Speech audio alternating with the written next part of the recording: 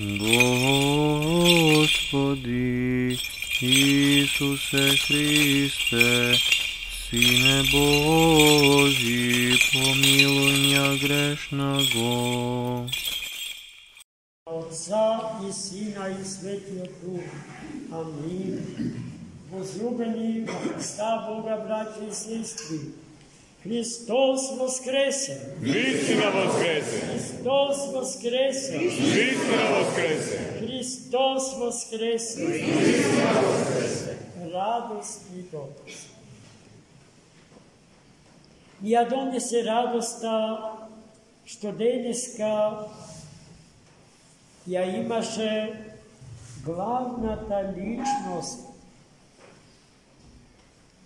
во Евангелието, напишано од раката на светиот апостол и евангелист Јован. Светата жена Самарјанка, која што во диптихот на светите е запишана со името Фотина или Светлана превод на македонски.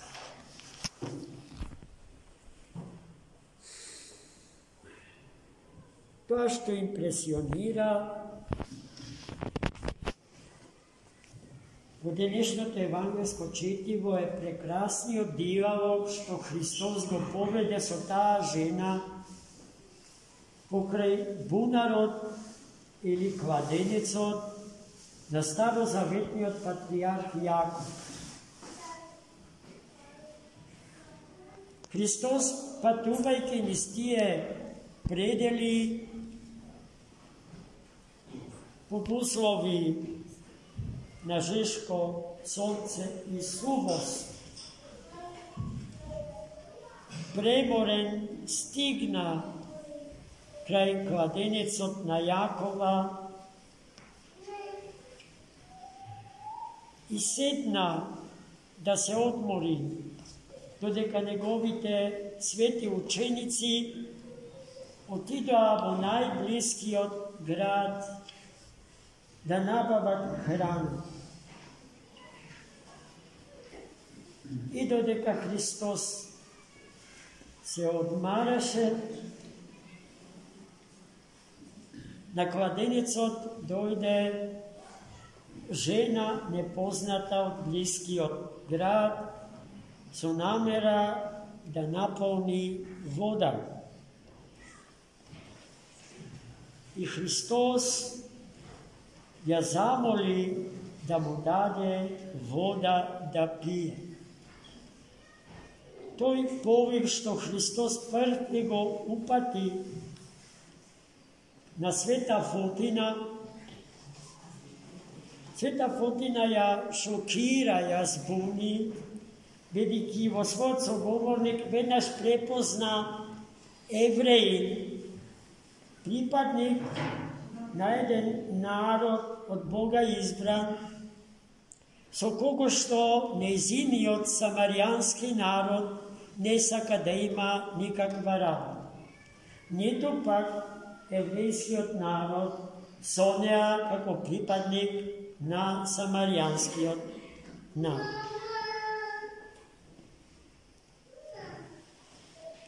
Но Христос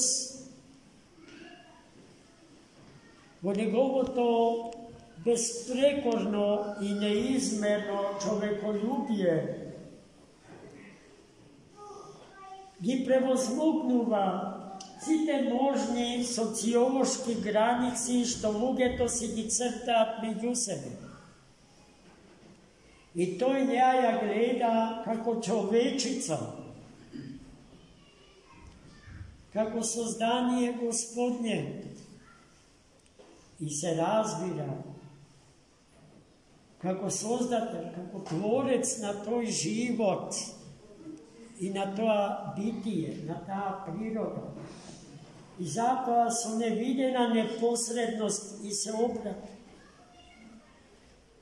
Таа забелешка Света Фотина веднаш му ја упати на Христос. Како е тоа можно, ти евреи, да разговараш со мене Самарија? И така Христос доаѓа до заклучокот дека тој разговор треба да заврши така што не тој од неа би побарал вода, туку поскоро таа од него, бидејќи водата што тој ќе ја даде е жива вода, од која што кога и да се напиеме, се претвораме себе си во извор непресушен на жива вода, на благодат Божја, вистинската храна за сиот свет и за се што постои во светот и за човекот од Бога определен да му биде господар на истиот тој свет. Жената не го разбра најдобро кажувањето на Христос. Кажувањето на Христа за живата вода магиски го разбра. Помисли дека ако се напие од таа вода, никогаш нема повеќе да чувствува жед и не ке треба повторно да доаѓа на бунарот и веднаш побрза да побара од Христа таква вода. Бидејќи водата што ти ја пиеш, и вели Христос, е вода од која што повторно ќе ожеднеш, а водата што ти ја давам јас е водата од која што ќе бидеш постојано жедна и гладна по Бога. Сетете се на блаженството, блажени нисчи духо. Толкувајќи го тоа блаженство, рековме дека Христос во тоа блаженство не зборува за идиоти, за имбецили, како што во нашите школи своевремено ни велеа, дека нисчите што Христос ги сака толку многу се имбецилни типови на луѓе, идиоти. Кои се тие ништи духови? Оние кои што се сиромашни, вечно сиромашни за вечниот Бог. Ненаситно гладни и жедни по Бога, браќа и сестри. Таа вода и таа храна Господ и ја понуди на света Фотина. А потоа кога дојдоа неговите ученици со храната што ја купија и му понудија да јаде, тој им кажа дека не е гладен, а тие се зачудија. Како може да не е гладен, кога заеднички цел ден пешачење по најпустите предели од Палестина? Може би некој скриено од нашите очи му подал храна. А Христос, кој што е единствен, вистински срцевиедец, познавач на срцата човечки, знаеше што си рекоа и знае што си помислија во себе и меѓу себе.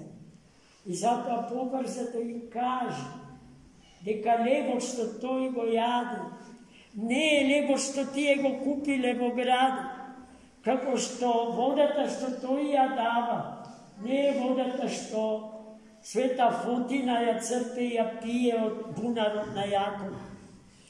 Мојот леб е послушноста кон Бога, Отецот, исполнувањето на неговата света волја. Тоа е мојата храна, мојот леб.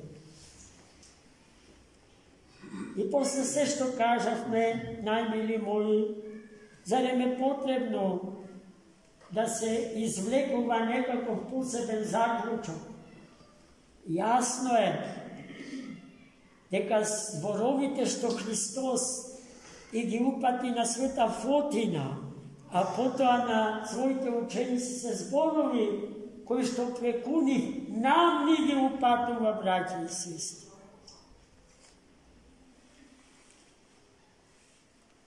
Bezbroj pati sme rekli, deka ljubovta je sinonim za životot, a životot sinonim za ljubovta. So toj lep na životot da se hranimo, braći i sestri. A sve drugo što ni treba Gospod ke pridodati. Sjetite se na jedno drugo evangelsko četivo što go čitamo od tego napustite. Velikdenstvo. Sve što ni treba vistinski Gospod ke ni dade. Той ги знае нашите реални потреби и точно знае от што сме потребити. Толку ке ни даде и от тоа ке ни даде, внимавајки,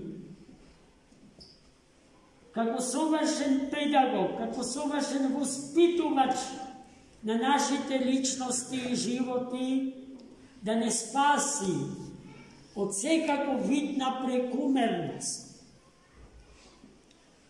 Па токму тоа, таа мера што Христос ни ја препорачува, големиот руски писател Солженицин ја препознава како мера што ќе го спаси светот.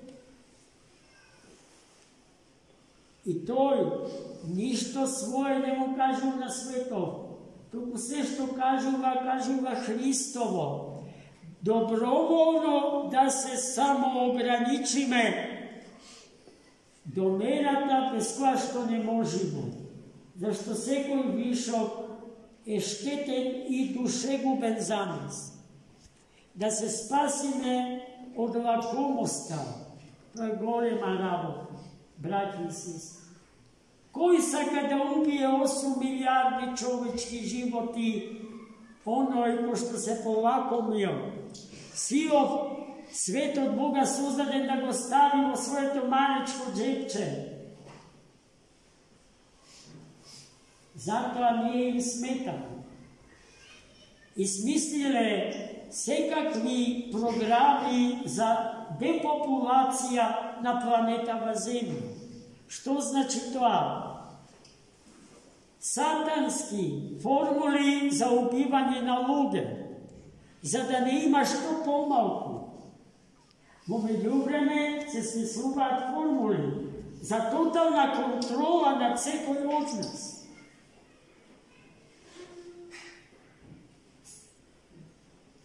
Каде е таму слободата? Каде е таму љубовта? Каде е таму добротата? Каде е таму сомилоста? Каде се сите други добродетели Божии, од кои што е сограден христијанскиот систем на вредности? Каде е кроткоста, каде е смирението? Каде е доброволната понизност пред другиот? Не затоа што е посилен, туку затоа што е сакан од нас. Господ милостив да ни даде сила да го чуваме христијанскиот систем на вредности.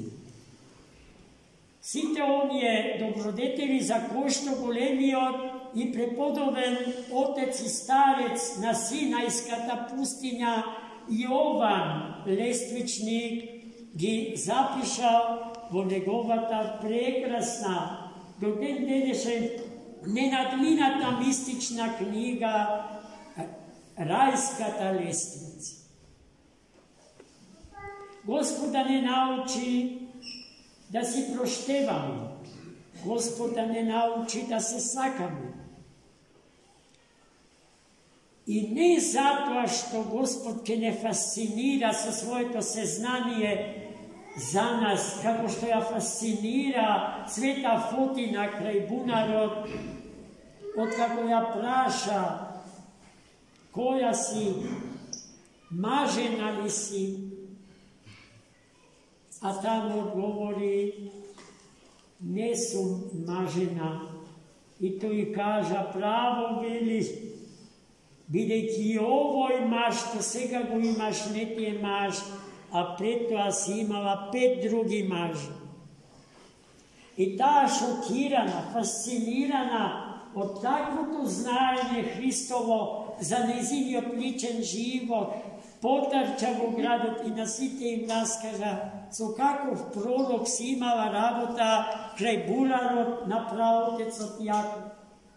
А и Господ не сака на тој начин да не зароби, Господ не сака на тој начин да не втера во неговиот тор, во торот на Светата Црква Божја. Тој сака доброволно, со љубов, без присила, слободно да му пристапиме. Таквите Христос ги сака повеќе од се и повеќе од сите. Амин.